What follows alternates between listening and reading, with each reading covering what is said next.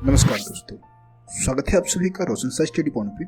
और आज की इस वीडियो में हम समझने वाले हैं 10th क्लास पॉलिटिकल साइंस का जो फर्स्ट चैप्टर है जिसका नाम है सत्ता की साझेदारी। वैसे इस चैप्टर के ऊपर मैं आप लोगों को 2 वीडियो प्रोवाइड करा चुका हूँ। शॉर्ट वीडियो है, दोनों छोटी वीडियो थी, लेकिन अब मैं कोशिश करूँगा कि आप लोगों के लिए थोड़ी लेंथी वीडियो बनाऊँ। और आप लोगों का जो एग्ज़ाम है वो काफ़ी ज़्यादा नज़दीक है, तो इसलिए अब मैं कंटिन्यूसली आप लोगों के लिए वीडियोस अपलोड करने वाला हूं। तो आप लोग चैनल से जुड़े रहे और चैनल के लिंक को, वीडियो के लिंक को अपने दोस्तों तक ज़्यादा से ज़्यादा शेयर करें, क्योंकि यार ज़्यादा से ज़्यादा व्यूज़ आएंगे जब भी जाके मेरे को मोटिवेशन मिलेगा और मैं आप लोगों के लिए ज़्यादा से ज़्यादा वीडियो बना पाऊंगा। बहुत सारे बच्चे कमेंट कर रहे थे, बहुत ज़्यादा कमेंट आया था कि सर आप फर्स्ट पार्ट सेकेंड पार्ट तो बना देते हैं लेकिन थर्ड पार्ट आप बनाते नहीं हैं। तो देखिए यार, मैंने शुरू में कोशिश किया था वीडियोज़ बनाने की, लेकिन जब वीडियोज़ पे व्यूज़ नहीं आते ना तो मोटिवेशन नहीं आता है अंदर से, है ना। व्यूज़ वगैरह आएंगे, सब्सक्राइबर बढ़ेंगे तो अपने आप मोटिवेशन आएगा और मैं आप लोगों के लिए इससे भी ज़्यादा बेहतरीन वीडियो बनाऊंगा। ठीक है, तो वीडियो को शेयर जरूर करें।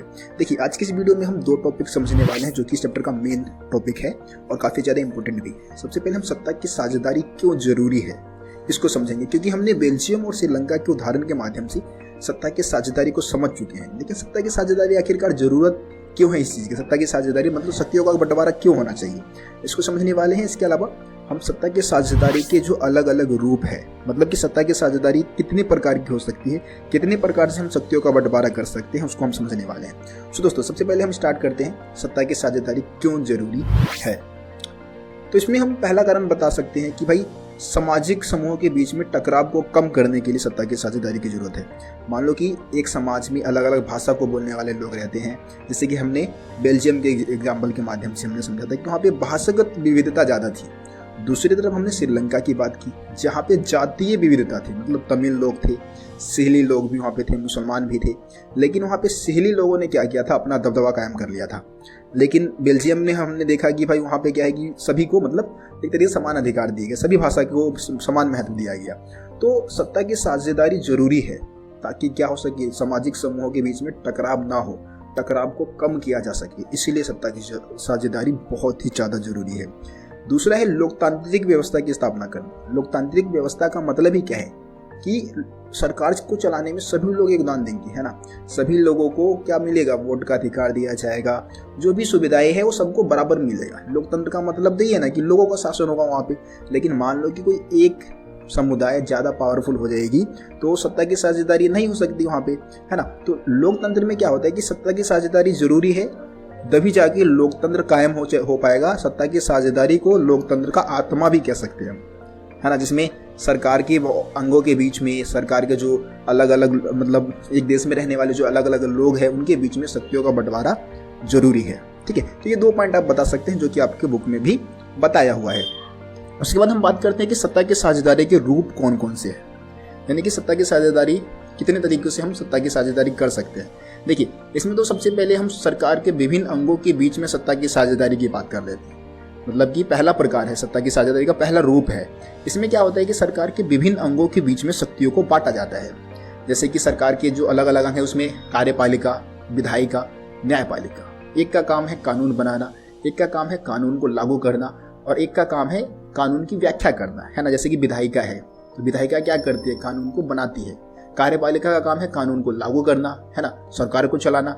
इसके अलावा न्यायपालिका का काम है लोगों को कानून के बारे में बताना, कानून की व्याख्या करना, न्याय करना। तो ये सरकार के विभिन्न अंगों के बीच में शक्तियों को बांटा गया है और सब अपने आप में क्या है, स्वतंत्र है। किसी के ऊपर किसी का दबदबा नहीं है और कोई भी अपनी मनमानी नहीं कर सकता है।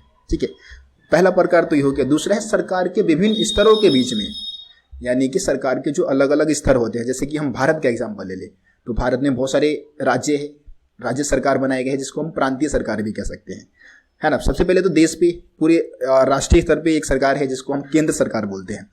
प्रांतों में यानी कि राज्यों में जो सरकार बनाई गई उसको राज्य सरकार बोलते हैं। और उससे नीचे भी जिले स्तर पे या ग्रामीण स्तर पे पंचायती राज की व्यवस्था की गई है, यानी कि इसके अलावा नगरीय क्षेत्र में नगर पालिका की व्यवस्था की गई है। तो इस तरीके से क्या है कि सरकार के अलग अलग स्तरों पे मतलब शक्तियों को बांटा गया है। आप राज्य में देखेंगे सीएम, केंद्र स्तर पे पीएम, है ना, यानी कि प्रधानमंत्री होते हैं। उसके नीचे पंचायत वगैरह होते हैं, निगम पार्षद होते हैं शहरी क्षेत्र में। तो इस तरीके से शक्तियों को बांटा गया है। उसके बाद है विभिन्न सामाजिक समूहों के बीच में सत्ता की साझेदारी। अब क्या होता है कि भाई एक देश में अलग अलग प्रकार के सामाजिक समूह होते हैं, है ना। धार्मिक समूह हो सकते हैं, जातीय समूह हो सकते हैं, कुछ अल्पसंख्यक समूह हो सकते हैं, है ना। तो इसमें क्या होता है कि सभी लोगों को विशेष सुविधाएं दी जाती है, सत्ता में विशेष अधिकार दी जाती है। जैसे कि भारत में आरक्षण की व्यवस्था की गई है, महिलाओं के लिए या फिर जो पिछड़े लोग हैं उनके लिए आरक्षण की व्यवस्था की गई है, ताकि उनके बीच में भी सत्ता की साझेदारी हो सके, वो भी पावर का यूज कर सके, है ना। ये 3 हो गए। चौथा बता सकते हैं, ये चौथा सत्ता की साझेदारी का रूप तो नहीं है, लेकिन सत्ता की साझेदारी को बढ़ावा देने के लिए कदम उठाया जाता है, जिसमें क्या होता है, विभिन्न दबाव समूहों तथा आंदोलन जो होता है उसके द्वारा सत्ता को प्रभावित कर सकते हैं। आंदोलनकारी जो है या जो दबाव समूह है वो क्या कर सकते हैं, सत्ता के साझेदारी को प्राप्त करने के लिए अपने आंदोलन चला सकते हैं या फिर सरकार के ऊपर दबाव डाल सकते हैं। क्योंकि भारत में बहुत सारी ऐसी पार्टियां हैं, ऐसे बहुत सारे दबाव समूह हैं जो सरकार की नीतियों के खिलाफ होती है, और सरकार अगर सत्ता की साझेदारी को बढ़ावा नहीं दे रही है या फिर कोई ऐसी नीति बना रही है जो कि एक तरीके से किसी लोगों को दबाया जा रहा है, किसी विशेष समूह को दबाया जा रहा है, तो उसके लिए ये आंदोलन करते हैं, ठीक है। तो इस तरीके से हम सत्ता के साझेदारी के रूप को समझ सकते हैं। तो ऊपर के 3 रूप जो बताए गए हैं वो आप याद कर ले, ज़्यादा अच्छा रहेगा, ठीक है। तो इस तरीके से जो हमारे जो चैप्टर है सत्ता की साझेदारी वो खत्म होता है। इसमें और कुछ समझाने लायक नहीं है, बाकी सारा कुछ मैंने आपको समझा दिया है। अब आपको वीडियो को शेयर करना है यार, तभी जाके मैं ज़्यादा से ज़्यादा वीडियो आप लोगों के लिए बना पाऊंगा, और इससे भी ज़्यादा बेहतरीन वीडियो बनाऊंगा, और बहुत ही आसान और सरल भाषा में सब कुछ आपको मैं समझाने वाला हूँ। सो दोस्तों, वीडियो को शेयर करिए, चैनल को सब्सक्राइब नहीं किया तो सब्सक्राइब करके बेल आइकन को प्रेस कर दी, ताकि मेरे चैनल पे आने वाली सभी वीडियो का नोटिफिकेशन सबसे पहले आप तक पहुंचे। तो दोस्तों, मिलते फिर आप लोगों से अगले वीडियो में, तब तक के लिए जय हिंद, जय भारत, अपना